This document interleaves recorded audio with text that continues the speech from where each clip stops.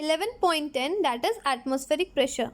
हमने last video में देख लिया था डैट जो वाटर है और गैसेस है ये कहाँ एग्जर्ट कर रहे हैं प्रेशर, अपने कंटेनर के वॉल पे। पर अब हमें देखना है कि एटमॉस्फेरिक प्रेशर क्या है। You know that there is a air all around us. हमें पता है कि हमारे आसपास क्या, हमारे जितने भी सराउंडिंग्स है वहाँ पे एयर प्रेजेंट है। This envelope of a air is known as the atmosphere. और इस इन्वेलप को हम क्या कह रहे हैं बच्चों, एटमॉस्फेयर बोल रहे हैं। The atmospheric air extend up to a many kilometres. ये जो एटमॉस्फेरिक एयर है ये कहाँ तक एक्सटेंड है, बहुत किलोमीटर्स तक, up to a many kilometres. कहाँ से कहाँ तक? From the surface of the earth, हमारे सर्फेस ऑफ द अर्थ से मैनी किलोमीटर्स तक वो क्या है, फैला हुआ है। The pressure exerted on this air is known as the atmospheric pressure. और इस एयर से अगर प्रेशर एक्सर्ट हो रहा है this is known as atmospheric pressure. We know that the pressure is a force per unit area. हमने last video में पढ़ा था डैट प्रेशर क्या होता है, force upon per unit area. If we imagine a unit area, अगर आप imagine क्या कर रहे हो, एक यूनिट एरिया को इमेजिन कर रहे हो, and a very long cylinder standing on it filled with the air. और एक क्या हो गया, लॉन्ग सिलेंडर है जिसको आपने फिल किया एयर से, तो क्या हो रहा है, then the force of the gravity on the air. तो फोर्स ऑफ ग्रेविटी किसका, air, in this cylinder is the atmospheric pressure. तो उसमें क्या हो जाएगा, वो एटमॉस्फेरिक प्रेशर हो जाएगा। जैसे 11.17 यहाँ पे दिख रहा है, atmospheric pressure is a force of the gravity on the air in the column of पर unit area. This one is unit area. और इसमें क्या फील्ड है, गैस फील्ड है। कह रहा है बट हाउ लार्ज और a small is the atmospheric pressure. But कह रहा है जो एटमॉस्फेरिक प्रेशर है ये ज़्यादा या कम कैसे हो सकता है, तो इसके बारे में हमें उसके मैग्नीट्यूड के बारे में कैसे पता लगेगा। तो इसके लिए एक एक्टिविटी बता रखी है समझाने के लिए। 11.11 take a good quality rubber sucker. आप ले लो गुड क्वालिटी का। It looks like a small rubber cup. छोटे छोटे कैसे दिखेंगे, रबर कप्स जैसे, जैसे फिगर आपको दिखा रखा है 11.18 में यहाँ पे। Press it hard on a smooth plane surface. इसको कहाँ हार्डली पुश करना है, ऑन अ स्मूथ सर्फेस या फिर प्लेन सर्फेस पे। Does it stick to the surface, क्या ये सर्फेस पे स्टिक हो जाएगा। Now try to pull it out the surface, can you do it. अब कह रहे हैं कि अब आप उसको क्या करिए, पुल ऑफ कर लीजिए उस सर्फेस से। तो क्या आप कर पा रहे हैं, हाँ हम कर लेंगे। नेक्स्ट कह रहा है when you press the sucker most of the air between the cup and the surface escape out. कह रहा है जब आप सकर को प्रेस कर रहे हो तो क्या कह रहा है, मोस्ट ऑफ द एयर, जो एयर कहाँ है, between the cup and the surface. इस कप के और सर्फेस के बीच में जो एयर है, मोस्ट ऑफ द एयर क्या हो जाता है, ये स्केप आउट हो जाता है, मीन्स बाहर चला जा रहा है। The sucker stick to the surface because the pressure of the atmosphere act on it.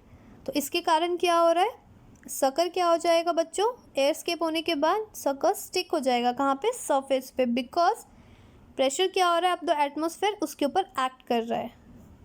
To pull the sucker off the surface the applied force should be a large enough to overcome the atmospheric pressure. It means अगर आपको इसे पुल करना है तो आप कैसे पुल करोगे, इस सकर को स्पेस जो भी है आपने लगाया था कहाँ पे, या तो प्लेन सरफेस पे या जो प्लेन कुछ भी है, टेबल पे या कहीं पे भी आपने लगाया था, तो ये जो एटमॉस्फेरिक प्रेशर से ज़्यादा आपको पुल करना पड़ेगा सो डैट ये जो सकर है ये निकल सके। This activity might give you an idea about the magnitude of the atmospheric pressure. तो हमें ये समझ में आ रहा है ना, मैग्नीट्यूड से आप इससे बात कर रहे हो, क्या बता रहा है मैग्नीट्यूड के बारे में, जितना एटमॉस्फेरिक प्रेशर है लग रहा है उससे ज़्यादा आपको फोर्स लगाना पड़ेगा सो डैट आप इसे पुल कर सको। In fact it would not be possible for any human being to pull the sucker off. क्या कह रहा है, अगर ये तो छोटा है तो आप कर लोगे, लेकिन अगर बहुत बड़ा सकर है तो आप उस चीज़ को नहीं पुल कर पाओगे।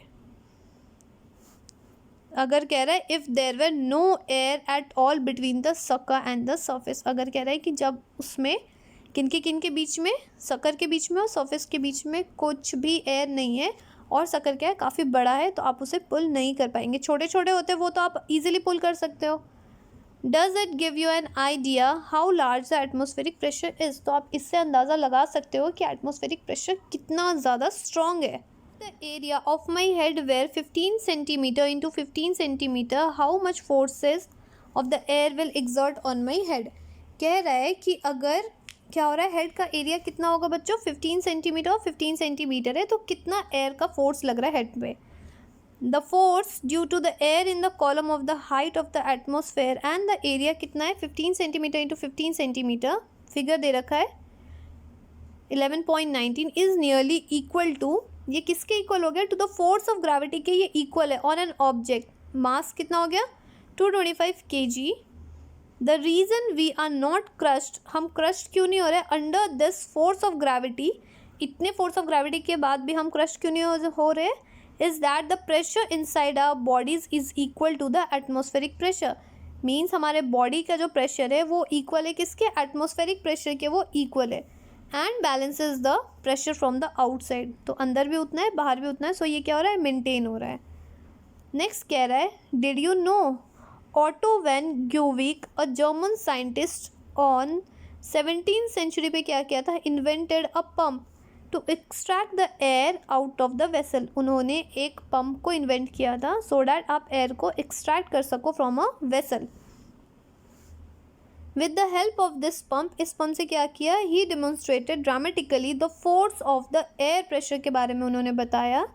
ही joined 2 hollow metallic hemisphere of 51 centimetre, उन्होंने 2 मेटालिक हेमिस्फेयर को ज्वाइन किया जिसका डायमीटर क्या था 51 सेंटीमीटर डायमीटर ईच था, and pumped air out of them, और इनमें से क्या किया, एयर को पम्प्ड आउट कर दिया।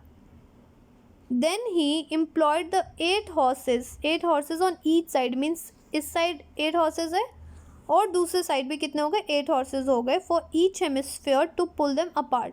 इसको 8 horses इधर खींच रहे और दिस डायरेक्शन में मीन्स ऑपोजिट डायरेक्शन में जो horses है 8 horses इधर खींच रहे और 8 horses इस डायरेक्शन में खींच रहे हैं।